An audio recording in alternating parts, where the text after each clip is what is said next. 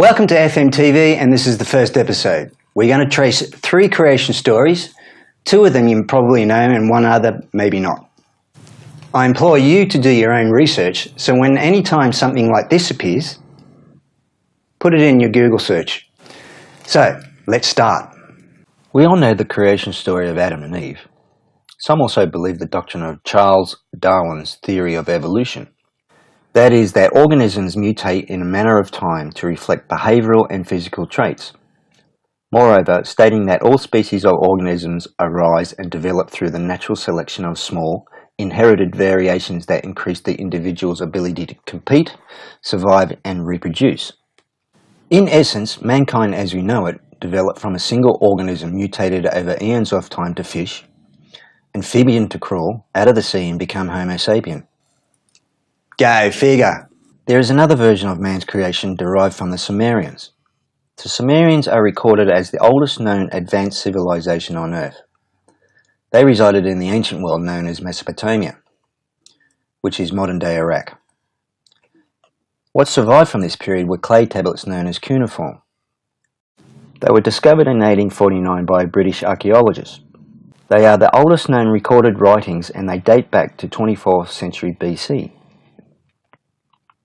Whilst the tablets do refer to a supreme creative god or being, they also refer to a reign of winged creator gods known as the Anunnaki.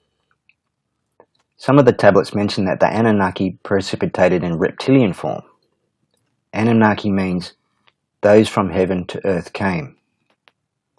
Some interpretations say the term means those of royal blood.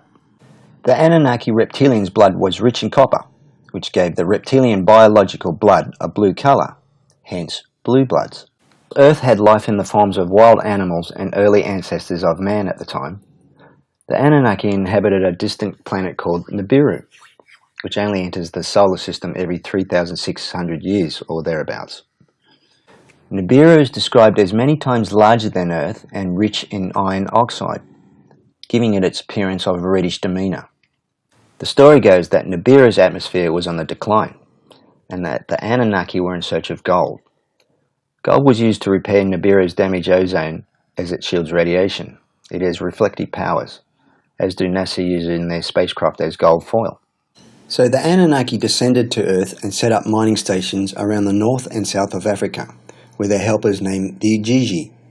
They were servants to the Anunnaki, and that they were ground force miners. Eventually the Ujiji rebelled and fought against their masters after many centuries. They were nearly wiped out by their oppressors. So thereupon, enter Anu, the ruler of Nibiru, and his 2 sons, Enlil and Enki. Anu ordered Enki, who was a scientist of sorts, to create a new slave being for their common cause. So he went to work and experimented with many animals upon the earth, with DNA hybridization processes. There were many ineffective monstrosities created by Enki's Frankenstein process. Then he had a bright idea to splice his own genetic makeup with that of the local species, Homo erectus. The result was Homo sapien. This counts for some as the missing link in human evolution. That is, there is no evidence found to date that displays natural evolutionary relationship between Homo erectus and the Homo sapien. The tablets called this new model the Adamu, or in Hebrew, Adam. No time was wasted in deploying the Homo sapien under the motto of Avod, which translates to worship or work for. The Homo sapiens had no choice but to obey. Enki eventually settled on a Homo sapien model that could reproduce. Enlil, his brother, was apparently furious that his brother had come up with a species that was, well, let's say, a little hard to keep in slave form. The Homo sapien was becoming sentient. Eventually, over millennia, the Homo sapien worker also got tired of their entrapment and were rebellious against their masters. They wanted more rights. Still, the Anunnaki gods had space knowledge and knew that the next crossing of their planet Nibiru would cause cataclysms upon Earth in the shape of what is known as the Great Deluge, or the biblical Noah's flood. Enlil, Enki's brother, used this information to his advantage to wipe out his brother's Homo sapien. Thereupon, let's look at what the Holy Bible says of the Sumerian counts in Genesis 6.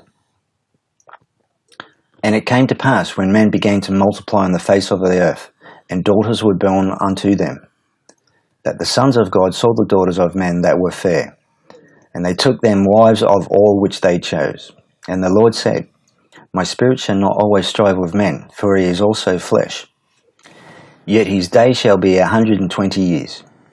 There were giants in the earth in those days, and also after that, when the sons of God came in unto the daughters of men, and they bare children to them. The same became mighty men which were of old, men of renown. And God saw that the wickedness of man was great in the earth, and that every imagination of the thoughts of his heart was only evil, etc. Now the sons of God were the Anunnaki, or in biblical terms the Ben Elohim, or simply fallen angels. And they produced giants of up to 30 feet tall with women they fancied. They were called the Nephilim. Enki is associated with Lucifer, as he was depicted many times appearing with snakes as his trademark emblem, also too with horned helmets. Whatever you want to call him, his genetic experimental madness precipitated into a creation mess. Not just humans, but all living creatures. Nibiru's pass-by caused sunspots, melting of the polar ice caps, culminating in what is known as pole shift. That is, the Earth's crust sliding around its core. Then the Great Deluge flood recorded in many accounts all over the world. Exit most of the Anunnaki on their ships back to their home planet. Planet Earth had to deal with the result of genetic genocide. Enki apparently stayed and looked upon Earth, giving instructions to a chosen few to build craft to survive the encroaching waters. Apparently he had sympathy for his diabolical creations. Now doesn't that sound like a twisted version of the Bible account? Now I'm going to take a backward step to Adam and Eve here. Is it possible the Bible is written in metaphor code, or simply allegory, in every verse and line? That a simple story represents many stories. Not that I want to take one word or strike from the Bible, because I'm a believer in it myself. However, we have to take everything that is written there as literal. Therefore, we have a snake-like entity who clearly speaks and reasons with Eve. It sounds like a Disney cartoon narrative, doesn't it? Could the snake be a creature that is known as a humanoid reptilian shapeshifter? It seems this deceiver was upright by clue of his punishment for tempting Adam and Eve. That being, he would have to crawl for all of his future generations on his belly. We as humans have never known snakes' movement other than that. So why would it be punishment unless it was declassification of model from the higher source? In that God recognized that the snake was his most cunning creature in the intergalactic field of life food chain, that is pecking order, not just mere earth animal. An interdimensional being is what I'm saying. Was it a story that Enki was trying to protect his version of creation by offering a deal to trick them into his control, making him the god of this world in direct conflict to the god of creation? A source of food per se. It is interesting that the pawn in this particular story was a source of food, the apple. Enki/Lucifer, Satan, knew he was meddling with creation laws when perfecting his version or vision. The actual face of that creation is irrelevant to the big picture of copyright, meaning the Most High creative artist was angry with an upstart who blemished his work of art by a new vista or vision. Stands to reason. I as an artist can understand this. Anybody can understand this who has created, well, anything. To explain this with allegory, I will show you a picture that I have rendered in 3D, of which I call the monads. Monad in Wikipedia means, in functional programming, a monad is a design pattern that allows structuring programs generically while automating away bookkeeping code needed by the program logic. Monads achieve this by providing their own data type, which represents a specific form of computation, along with one procedure to wrap values of any basic type within the monad and another to compose functions that output monadic values. This allows monads to simplify a wide range of problems, like handling potential undefined values, brackets with a maybe monad, or keeping values within a flexible, well-formed list, brackets, using the list monad. With a monad, a programmer can turn a complicated sequence of functions into a succinct pipeline that abstracts away additional data management, control flow, or side effects. Does that definition not sound like the story of Adam and Eve, the original programmer God, and the virus that contaminated the computation, Enki Lucifer? God supplied an organic, immutable bookkeeping ledger and code to Adam and Eve that supplied complicated sequence of functions. which gave the recipients a succinct pipeline or direct source to the creator or control flow to his source, and keep apart additional information or side effects from that perfection. Side effects emanating in the knowledge of the difference between good and evil. That is, the virus gave haywire signals to the central perfect program. Just like certain computer viruses or malware infect a program, a computer to self-destruct. A mind virus to believe and behave in ways that result in our self-destruction. In effect, Enki/Lucifer made a bad copy of the original version of creation and reality. The intrinsic lie that manipulates man's fall from grace, or what is known as the fall of mankind, or the original sin. There we have it. Most of us have computers these days that can relate to this metaphor. As far as Eve's punishment was concerned, she inherited this statement: I will put enmity between you and the woman, and between your offspring and her offspring. He shall bruise your head, and you shall bruise his heel. To the woman he said, I will surely multiply your pain in childbearing. In pain you shall bring forth children.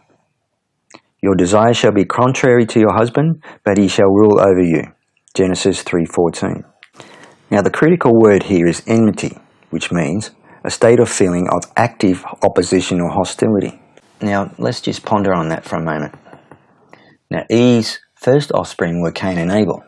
Is it possible that Eve was impregnated by both Enki, Lucifer, thus committing adultery with a snake-like entity, and the other pregnancy to Adam?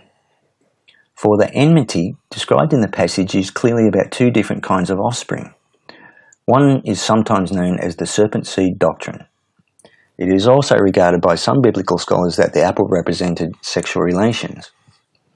Most notably, that between whatever you want to call the bad apple guy and Eve. Thereupon we have two instant types of lineages. One is blessed, the other cursed, the serpent seed. Some believe the seed is not so genetic as against behavioural. Thereafter, we experience the first recorded murder in that Cain over his brother Abel, and the list of atrocities man has committed since that time are immeasurable, countless, absent being the original perfect program from God. So, the Sumerian tablets was one story creation that was written sometime before the Bible. What do you believe in? The Bible or the Anunnaki story? Join me in the next episode of The Archons. And until then, know that the truth will set you free.